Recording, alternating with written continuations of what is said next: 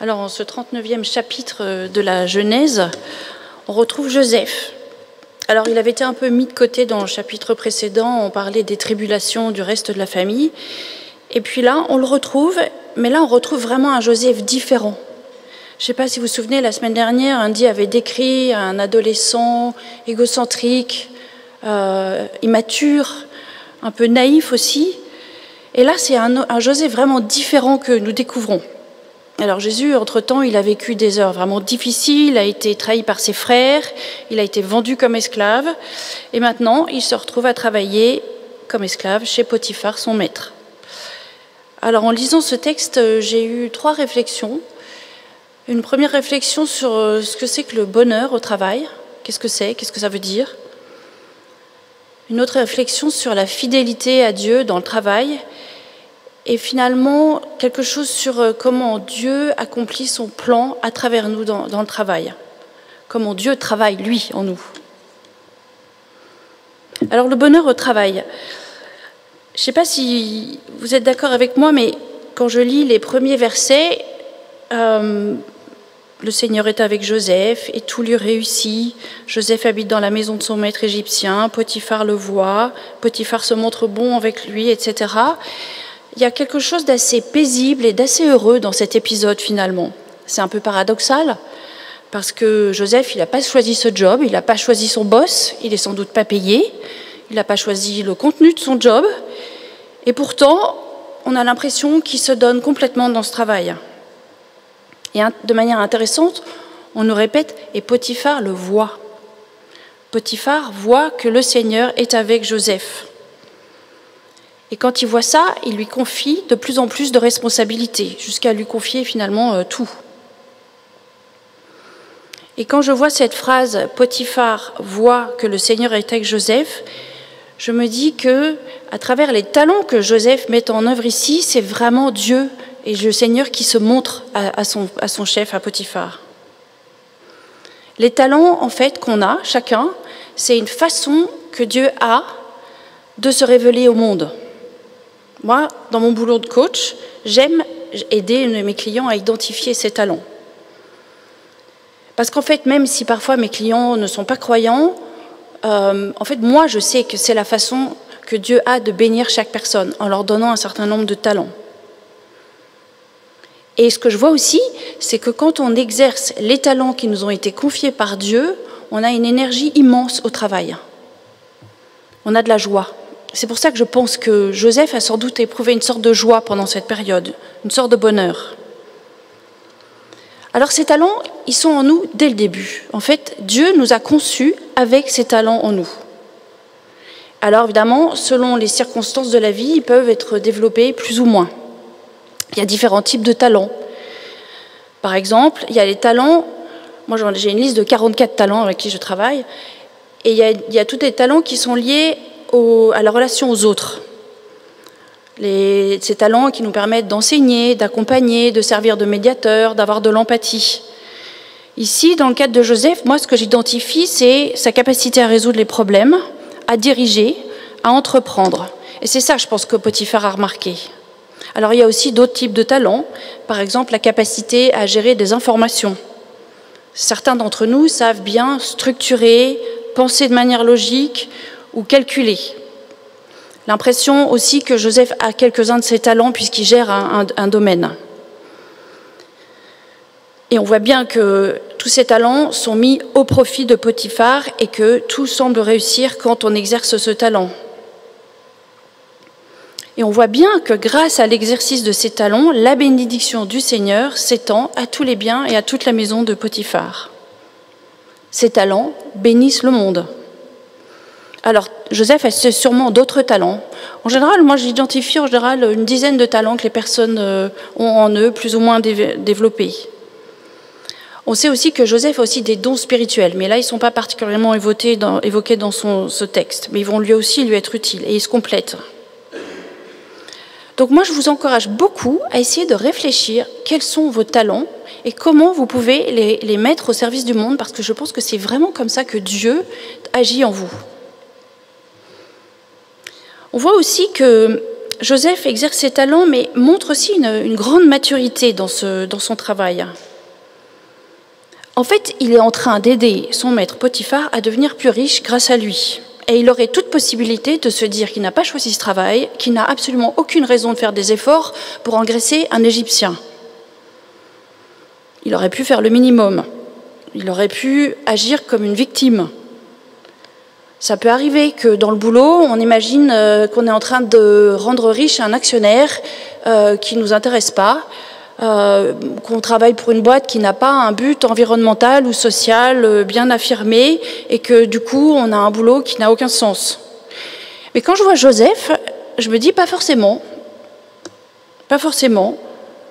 Lui, il donne son maximum et il développe ses talents pour la grandeur de son maître. Et en l'occurrence, à travers ça, c'est son Seigneur qui est honoré. Alors j'ai lu un livre récemment que j'ai trouvé intéressant qui s'appelle « N'attendez pas le week-end pour être heureux ». Il a été écrit par un moine allemand qui s'appelle Anselm Grün. Et ce qui est vraiment intéressant, c'est qu'il nous encourage à regarder notre travail avec toute la dignité que ça comporte. C'est vraiment un thème très biblique.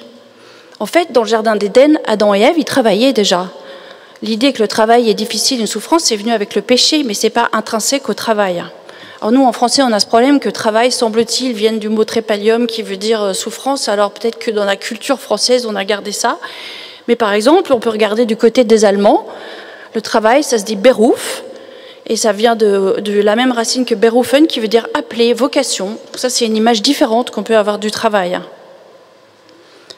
Alors c'est vrai que dans certains types de travail, on a plus l'impression que c'est une réponse à Dieu. Par exemple, il y a des métiers, on peut penser aux médecins, aux thérapeutes, aux infirmières, aux artisans.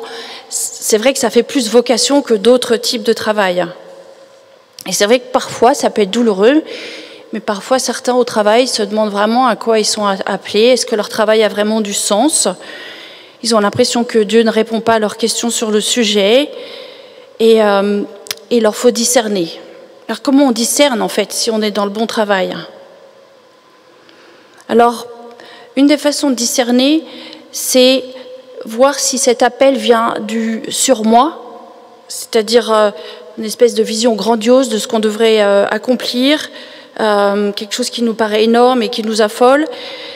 Alors peut-être que là on est plus dans la mégalomanie ou dans le perfectionnisme. Mais vraiment, quand un appel vient de Dieu, c'est que ça nous donne la paix, ça nous donne la joie, ça nous donne la liberté, ça nous donne l'amour.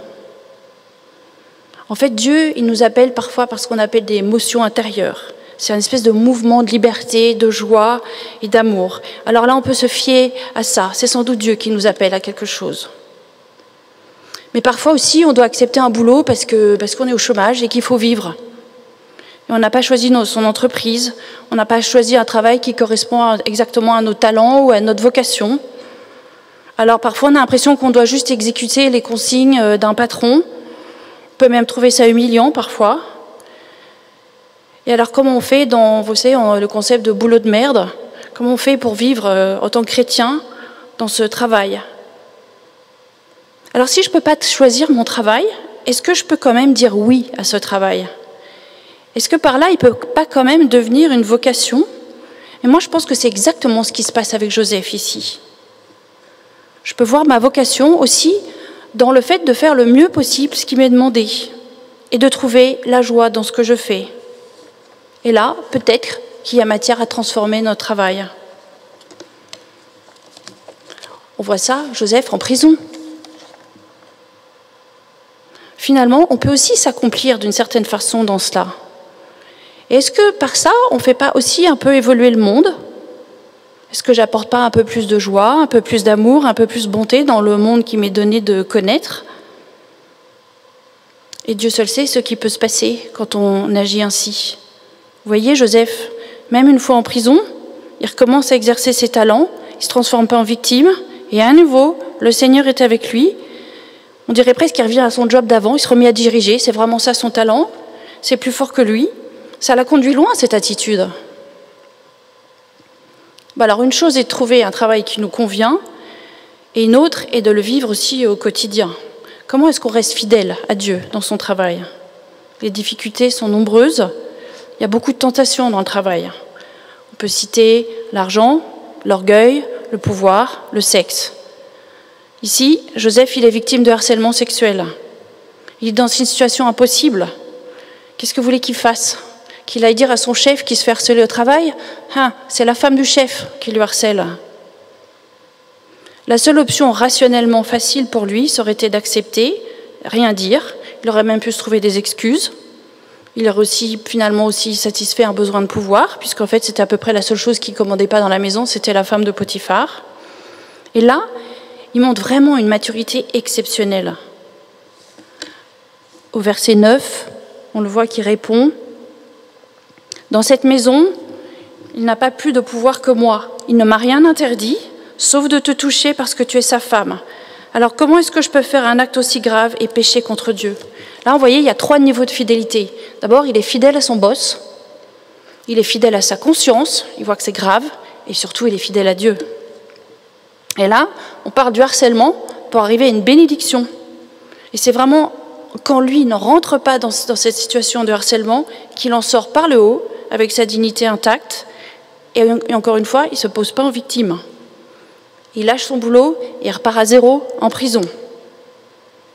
Et on voit que clairement cette situation a été causée parce qu'il a eu du succès. Cette femme, je pense, le trouve beau parce qu'il a du succès, parce qu'il est brillant, parce qu'il réussit.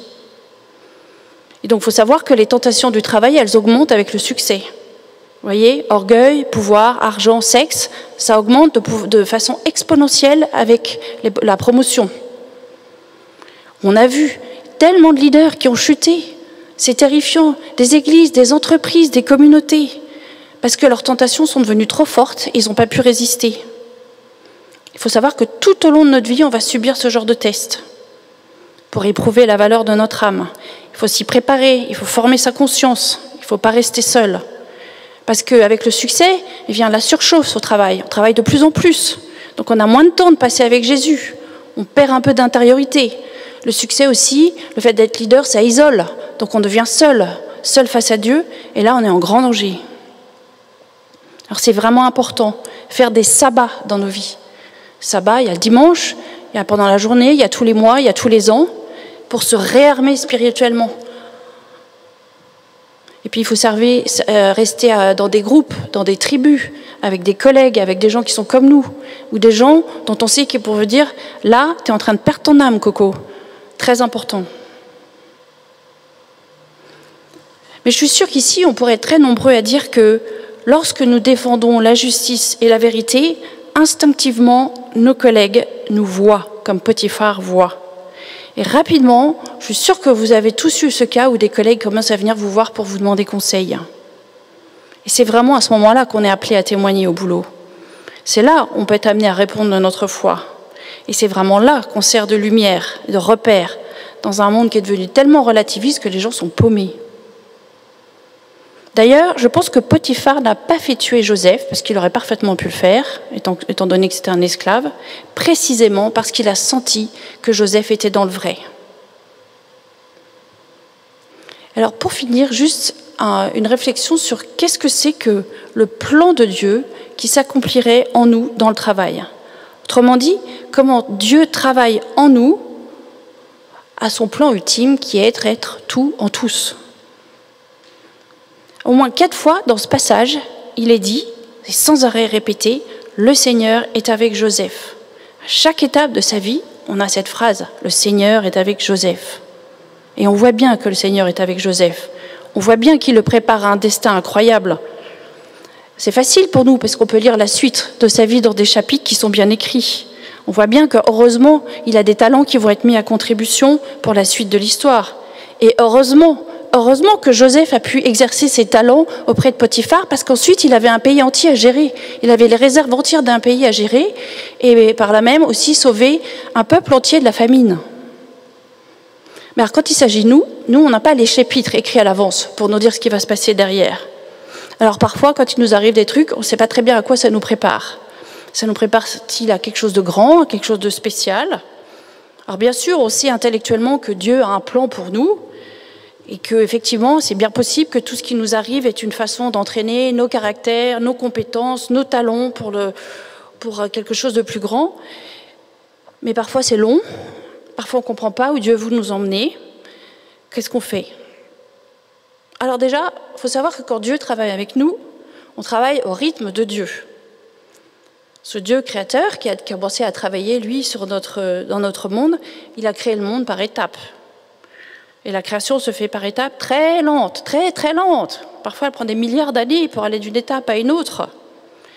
Et puis, quand les hommes ont été créés, il a fallu encore des millions d'années pour qu'ils deviennent vraiment des homo sapiens. Et dans l'Ancien Testament, on voit que beaucoup de grands personnages ont attendu longtemps avant de savoir à quoi ils étaient destinés. Dans le cas de Joseph, 13 ans. Abraham, 25 ans. Moïse, 40 ans. Et puis, plus récemment, Joseph, 30 ans. Alors, comme dirait Nicky Gumbel, si Dieu vous fait attendre, vous êtes en très bonne compagnie. Bon, on peut se dire, oui, mais enfin, eux, c'était des gens exceptionnels, ils avaient des destins uniques. Moi, j'en suis pas là. Moi, je suis un être ordinaire. J'ai peut-être pas une mission grandiose, ni un destin grandiose, pas comme ces personnes hors du commun. Mais qu'est-ce que ça voudrait dire de penser ça? Est-ce que ça veut dire qu'on n'est pas vraiment appelé? Est-ce que ça veut dire que Dieu s'intéresse moins à nous parce qu'on n'est pas Joseph? Est-ce qu'on intéresse moins Dieu si on n'a rien à accomplir d'extraordinaire aux yeux du monde? Alors dans l'Apocalypse, au moment du jugement, il est question d'un livre de vie. Et qu'il faut avoir mis son nom dans ce livre de vie et qu'on sera jugé sur ce qu'on a fait. On sait aussi que Dieu est juste, Dieu est le juste. Alors est-ce qu'on peut vraiment penser qu'un Dieu juste nous jugerait sur des critères humains? Pour un pasteur, la taille de son église, les femmes catholiques, le nombre d'enfants, pour un responsable d'association, le nombre de personnes ou de réfugiés qu'il aurait sauvés, pour l'épaisseur de notre portefeuille, au moins de l'épaisseur du chèque qu'on donnera à des bonnes œuvres, nombre de convertis, l'impact sur la société. Ce sont parfois des critères utiles pour juger de l'efficacité de notre travail. Mais est-ce que vraiment Joseph a été jugé sur le nombre de Juifs qu'il a sauvés? Non, Joseph, il a coopéré au plan de Dieu, il a été testé fortement et il a répondu fortement, par fidélité à Dieu. Et il a répondu à chaque étape de son existence. Alors nous, qu'est-ce qu'on va écrire sur notre livre de vie? Alors je voulais conclure juste par ce mot que j'ai pris dans la première lettre de Jean, qui peut-être peut nous donner une indication. Notre destin, vous voyez, il ne va pas se dessiner dans le fracas et dans le tonnerre sur un grand marbre. Parfois j'ai des clients qui aimeraient que tout soit écrit d'avance. Ça serait bien, mais en fait ça va se dessiner de manière plus subtile. Si l'amour est parfait en nous, écrit Jean, nous pouvons être pleins de confiance pour le jour où Dieu nous jugera. Pourquoi ?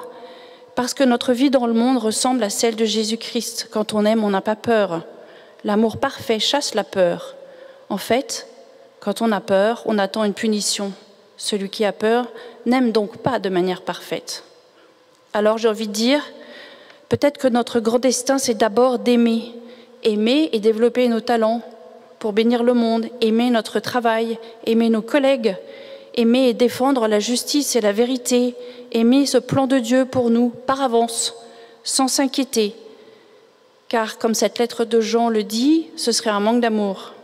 Alors, collaborons au travail professionnel ou à la maison, faisons ce que nous avons à faire avant le retour de Jésus, selon ce qui nous a été confié, sachons remarquer les étapes, les tests de résilience ou les questions existentielles qui nous sont posées, sans orgueil, mais peut-être avec cette envie de se voir dire par Jésus, à la fin de notre pèlerinage sur terre, « C'est bien et bon, fidèle serviteur, tu as été fidèle en peu de choses, je te confierai beaucoup. Entre dans la joie de ton maître. » Amen.